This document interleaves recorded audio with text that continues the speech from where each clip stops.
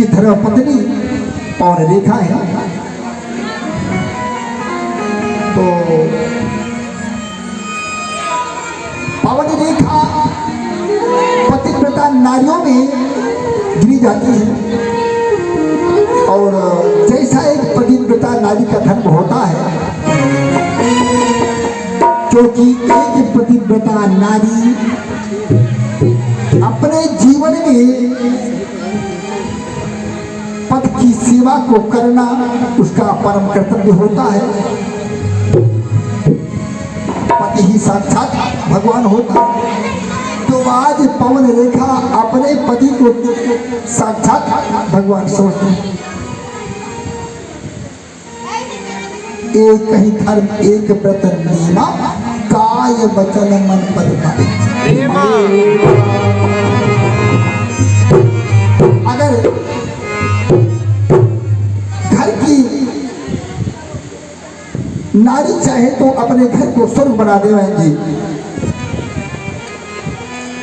और अगर आप लोग चाहो, इस गांव की बात नहीं कर रहे हैं, बिहार खा लो, मंडल खा लो, कहने के भाव की नारियां चाहे तो घर को स्वर्ग बना दे, और अगर नारियां चाहे तो अपने घर को नर्क बना दे। बोले नाम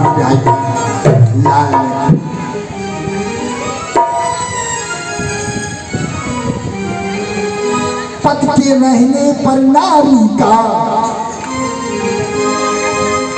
पति के रहने पर नारी का होता सम्मान है, पद के ना रहने पर होता अपमान है। पद के रहने पर सब मित्र बन जाएंगे, पद के ना रहने पर कष्ट पहुंचाएंगे। ये देखा गया है। अब पवन रेखा पति को साक्षात भगवान समझते हैं, लेकिन देखिए संयोग देख लो होने क्या जा रहा है। एक दिन का जिक्र है, पवन रेखा ने राजा उग्रसेन के पास आकर के ऐसे प्रार्थना को किया,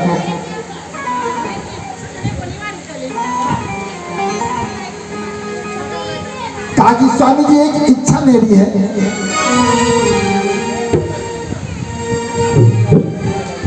कहा क्या?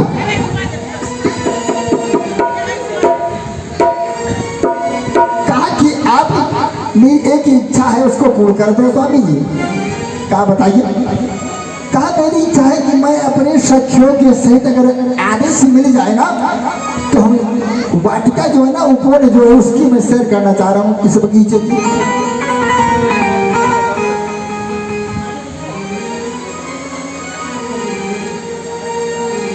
सम्राट तो बहुत बड़े हैं, लेकिन राजा उग्रसेन सोच नहीं पाए और आदेशित कर दिया। कहा अगर तुम्हारी इच्छा है देवी जी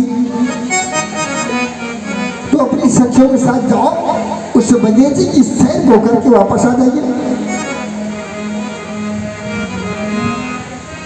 सखियों को साथ में लिया और ये उस बगीचे को प्रस्थान कर देती है देवी जी। उतने बीच में होता क्या है संयोग देख लो मेरे भक्तों। दुर्मल नामक एक राक्षस है, वो अपने रूप को क्षण भर में परिवर्तित करता रहता है, जो इच्छा हो वही करे। इस राक्षस ने अपने रूप को उग्रसेन का रूप धारण करने के लिए सोच लिया कि मैं अगर उग्रसेन का रूप धारण करके पवन रेखा के पास जाए तो इनके सत्य धर्म को मैं नष्ट कर दे, पतिव्रता धर्म को मैं नष्ट कर दूंगा। एक सोच कभी देखो क्या लगता है। कि उग्रसेन का रूप धर तुमल के नामी नीच।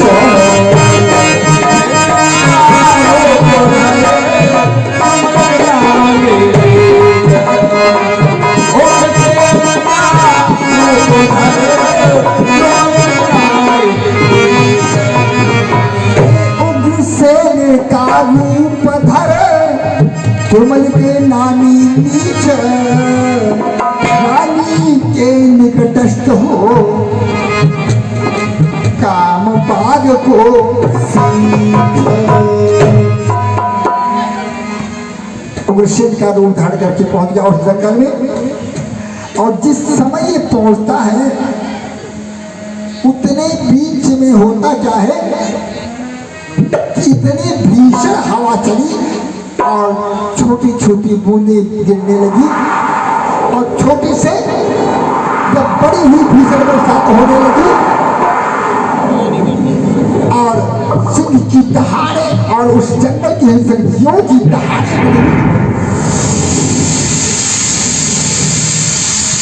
घनघोर घटा छावे सखिया जो है उतने बीच में पवन रेखा रेखा से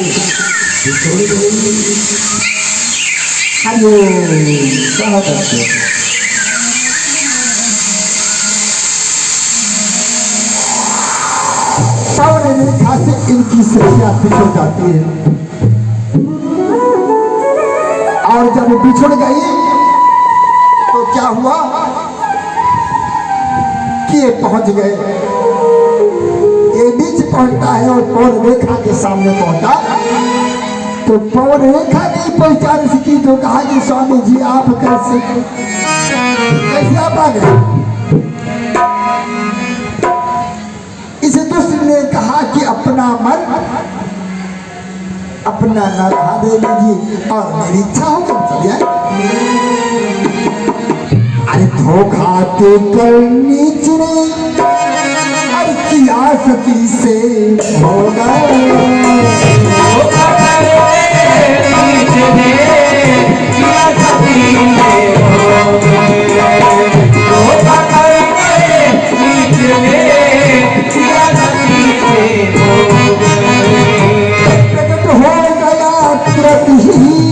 निश्चर का संयोग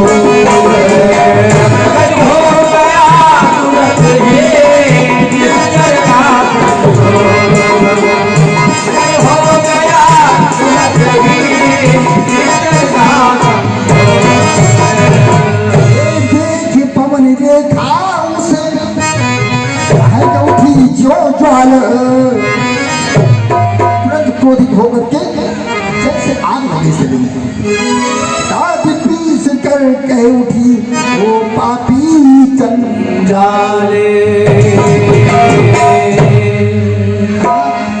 नीच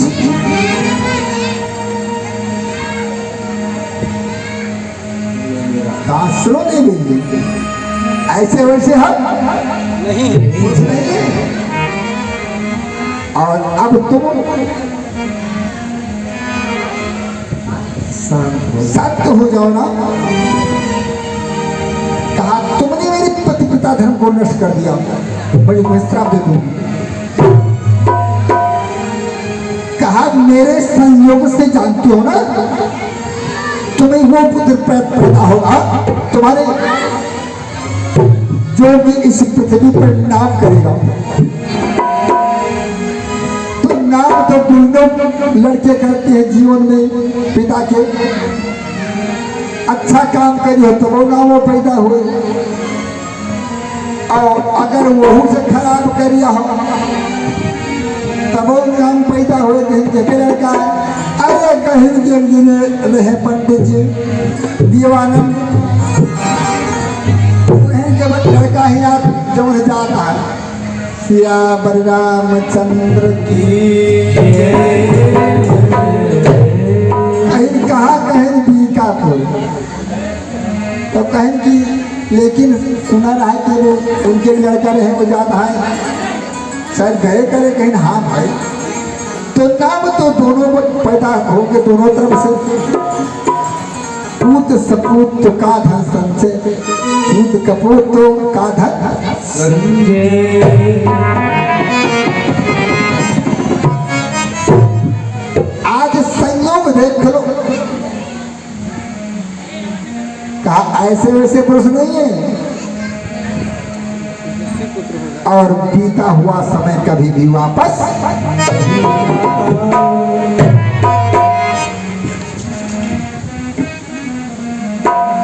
तुरंत तत्काल जो है ये राक्षस इस कृत्य को करके गायब हो जाता है। उतने बीच में देखिए वर्षा भी समाप्त हो गई, हवा भी समाप्त हो गई, और पवन रेखा जो है अपना मन अपना न रहा और अपनी सखियों को ढूंढ रही है। इनकी सखियां बिछड़ी हुई हैं, मिल नहीं रही है।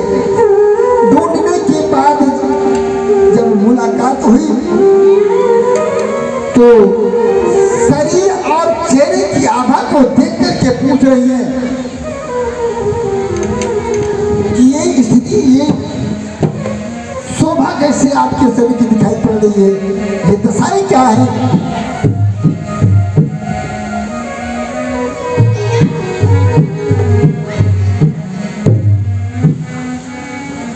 पवन रेखा कुछ बता रही है।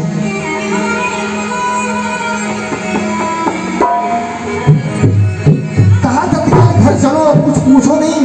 इस भीषण हवा और तूफान में एक बंदर जो है आकर बैठा था, वो कूद पड़ा और कूद करके इन मेरे आंचल के पल्लों को खींच लिया उसने। पवन रेखा इस विद्युत दुख के मन को दुखी होकर के आ रही है, कुछ बोल नहीं पा रही। रहीमदास जी ने कहा है कि रहे वन निज मन की व्यथा, मन ही रखिए गोबर,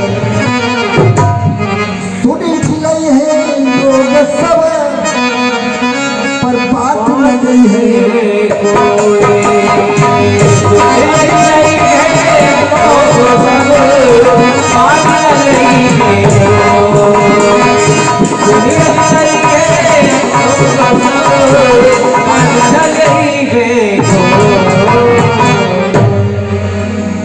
पवन रेखा आती है और जब घर में पहुंची तो राजा अग्रसेन पूछते हैं कि आप तो सैर करने के लिए गई, तुरंत आ गई। कहा कि स्वामी जी बरसात होने लगी, और इस बरसात के कारण मन ना लगा, चली गई। लेकिन जब समय बीता, रात कालीन की बेला हुई, मेरे भक्तों, तो मन में सोच रही है पवन रेखा कि ये मेरे पति जी हैं। अगर नारी अपने पति से छल करती है तो उसके जीवन में उसकी आयु पति से कम हो जाती है, इसलिए छल कपट करना नहीं चाहिए। और या तो पति का भगवान न मानो,